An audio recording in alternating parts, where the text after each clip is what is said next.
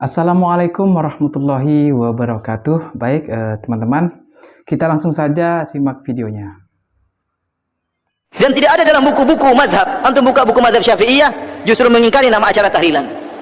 Justru mengingkari acara tahlilan. Kenapa? Bertentangan dengan syariat. Syariat, ya sebagaimana perkataan Imam Syafi'i melarang berkumpul-kumpul setelah kematian. Kenapa? Pertama, merepotkan orang yang mati. Dia harus menyediakan apa? Makanan. Yang kedua, memperbarui kesedihan. Orang yang tahlilan hari pertama sedih, hari kedua sedih, hari ketiga sedih, hari ketujuh sedih lagi, hari ke-40 sedih lagi, hari ke-100 sedih lagi. Ini dilarang oleh mazhab Syafi'iyah. Ya. Sekarang acara tahlilan merepotkan. Orang sudah kena musibah suruh bikin makanan. Repot. Sampai harus ngutang sana, ngutang sini. Kemudian lagi terkadang, sampai saya pernah baca di internet, mencuri gara-gara untuk acara tahlilan istrinya. Sudah istrinya susah meninggal dunia, dia bingung. Apa kata orang kalau saya tidak tahlilan? Akhirnya dia pun mencuri untuk bisa mengadakan acara tahlilan. Apakah Imam Syafi'i memperbolehkan tahlilan? Karena saya pernah dengar tausiah dari golongan yang mengharamkan tahlilan. Mereka menyatakan bahwa Imam Syafi'i tidak melakukan tahlilan. Terima kasih Buya. Assalamualaikum warahmatullahi wabarakatuh. Assalamualaikum. Tahlilan itu apa sih? Tahlilan itu menghadiahkan pahala kepada orang yang meninggal dunia. Sebetulnya orang itu tidak boleh berhujjah dengan hawa nafsu. Baik. Orang yang mengatakan tahlilan tidak dilakukan oleh Imam Syafi'i. Kalau memang saya ketemu dengan orang tersebut yang mengatakan tidak boleh tahlilan, siapa? Imam Syafi'i. Baik, kenapa kamu hanya menyebut Imam Syafi'i saja? Yang lain bagaimana? Misalnya, anggap saja Imam Syafi'i tidak memperkenankan menghadiahkan pahala, tapi imam yang lain bagaimana? Kan imam kita banyak. Kenapa harus kamu katakan bid'ah yang tidak dilakukan Imam Syafi'i?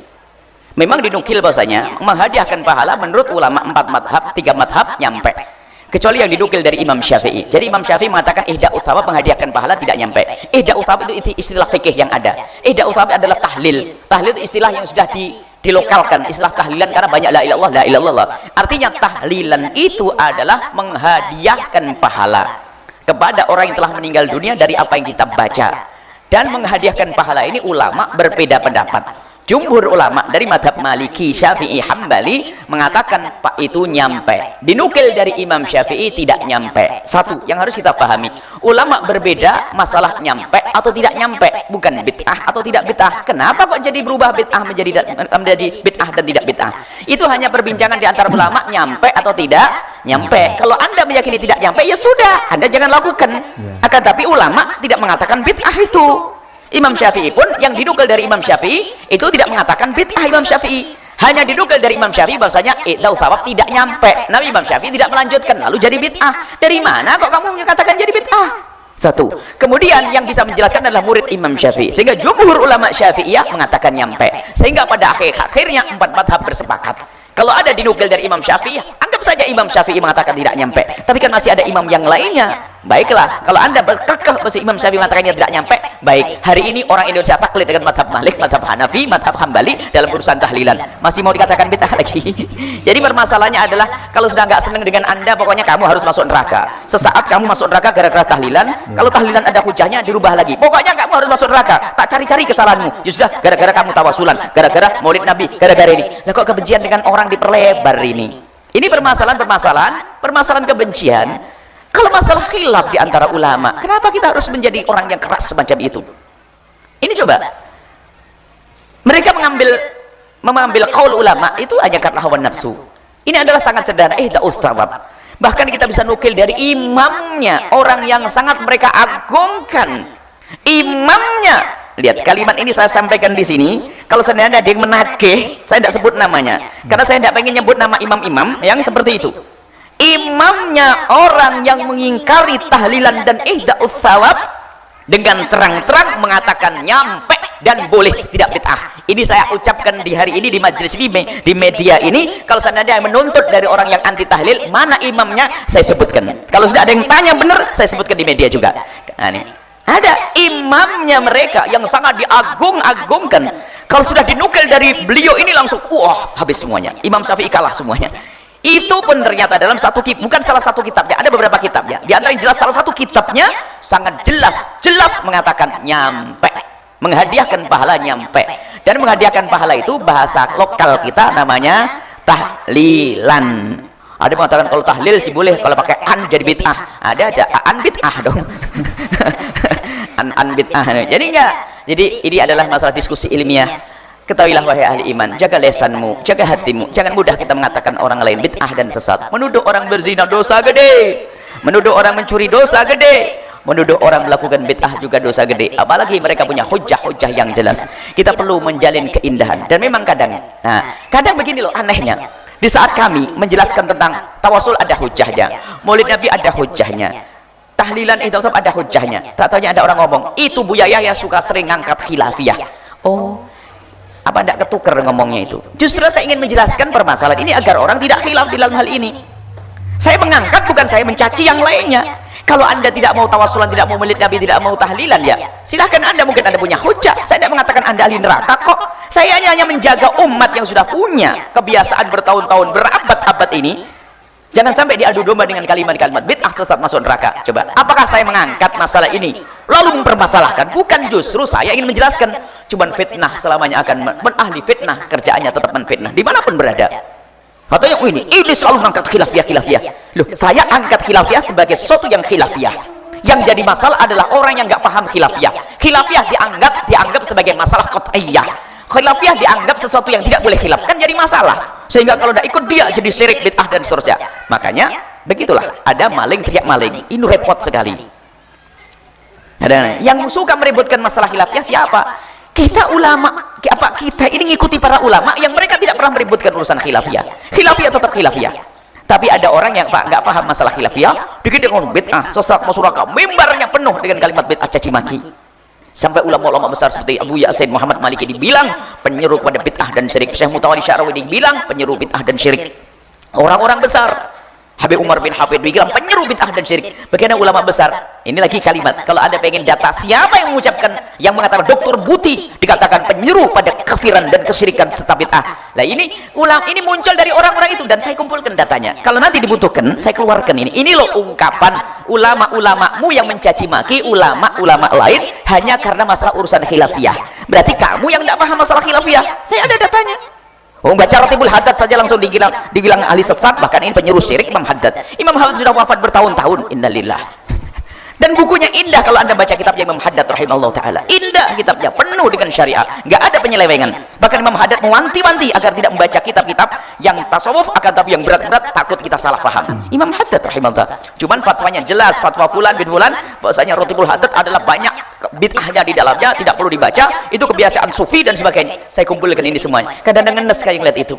Saya kumpulkan bukan untuk menyimpan dendam, akan tapi ini akan kami hadirkan suatu ketika jika dibutuhkan. Karena apa? Banyak orang tertipu, mengagungkan dia, tidak tahu ulama kita dihinakan, ulama kita dicaci maki, ulama kita diolok.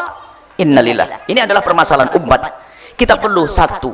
Umat ini perlu disatukan. Nah, kalau ada menyuruh kepada persatuan umat Islam, itu yang perlu dipangkas adalah tidak cukup kita menyuruh bersatu. Akan tapi yang perlu kita perhatikan adalah benalu. Siapa yang gampang menganggap umat Islam tidak Islam lagi? Itu loh. Kalau kita umat Islam ahli sunnah wal jamaah syariah, satu selesai. Tapi yang jadi masalah di tengah-tengah, ente kafir, ente bid'ah, ente syirik. Nah ini kan memecah belah umat. Bukan kita ahli sunnah wal jamaah asy'ariyati. Kita bahkan Imam Abu Bakar Asy'ari mengatakan tidak mudah kita mengatakan orang lain syirik.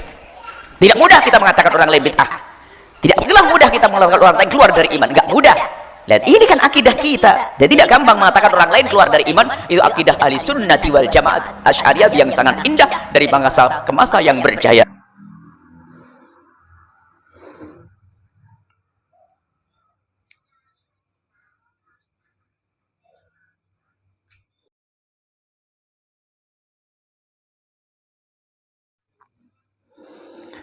Baik teman-teman semua, barusan kita sudah menyimak sebuah video yang sangat luar biasa tentang tahlilan. Nah, yang dijelaskan oleh guru kita yaitu Buya Yahya, Masya Allah. Beliau luar biasa, orang alim dan orang berilmu teman-temannya. Nah, kalau kita berbicara soal tahlilan, tahlilan ini kalau tadi kita menyimak di awal video, yaitu ada seorang ustadz yang berpaham Wahabi teman-teman ya, atau mereka yang mengklaim dirinya Salafi, padahal ya Wahabi teman-teman ya, yang selalu membid'ah-bid'ahkan teman-teman amalan-amalan Ahlus Sunnah wal Jamaah, yaitu tadi tahlilan teman-teman ya. Jadi dia mengatakan bahwa Imam Syafi'i mengatakan tidak nyampai pahalanya. Nah, memang teman-teman, kalau kita tahu paham-paham Wahabi ini, memang mereka itu selalu membidah-bidahkan amalan-amalan yang tidak pernah diajarkan Nabi atau tidak pernah dicontohkan oleh Nabi teman-teman ya. Dan mereka selalu dengan gampangnya, dengan mudahnya mereka itu menyebut atau mengatakan bid'ah. Bid'ah itu ya tidak pernah Nabi ajarkan atau tidak ada contoh dari Nabi. Nah, itu bid'ah teman-teman ya. Dan mereka itu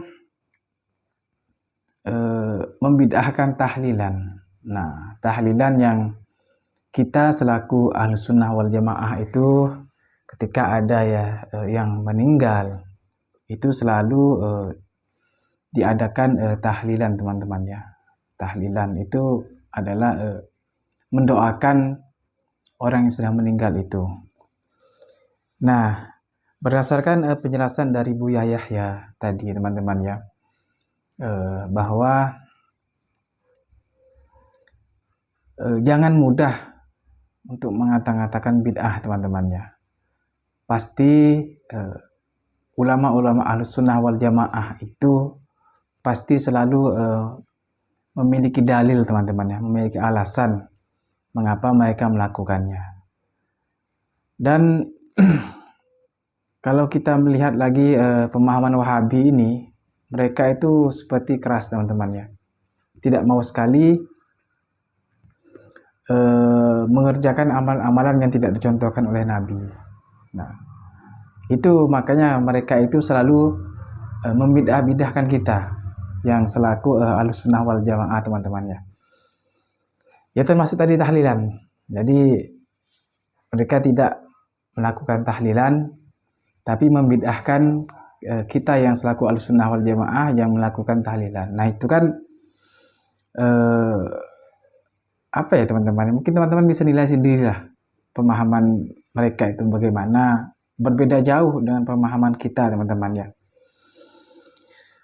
Nah, mungkin teman-teman bisa nilai sendiri perbedaan antara pemahaman Wahabi dengan pemahaman Ahlus Sunnah wal Jamaah itu sudah pasti perbedaannya jauh teman-teman ya. Dan kita juga selaku Ahlus Sunnah wal Jamaah itu tidak pernah membidah-bidahkan mereka. Pasti selalu mereka yang membidah-bidahkan kita. Gitu kan. Aduh. Baiklah teman-teman, mungkin hanya ini saja yang dapat saya sampaikan. Lebih kurangnya saya mohon maaf apabila ada kesalahan-kesalahan yang saya sampaikan. Mohon dimaafkan yang sebesar-besarnya. Terima kasih kepada teman-teman semua yang sudah menonton video ini. Mudah-mudahan video ini bisa bermanfaat, bisa memberikan pengetahuan dan pemahaman mengenai pemahaman-pemahaman kita mengenai ya tahlilan tadi teman-teman ya. Mengapa di kita ada tahlilan, di mereka tidak. Nah, mungkin dengan adanya video ini teman-teman bisa tahu, bisa mengetahui lebih jelasnya teman-teman ya. Baik teman-teman semua, terima kasih kepada teman-teman semua yang sudah mensupport channel ini. Silakan teman-teman support yang belum support channel ini, mudah-mudahan bisa berkembang terus dan memberikan manfaat untuk kita semua. Baik teman-teman, cukup sampai di sini dan saya akhiri. Assalamualaikum warahmatullahi wabarakatuh.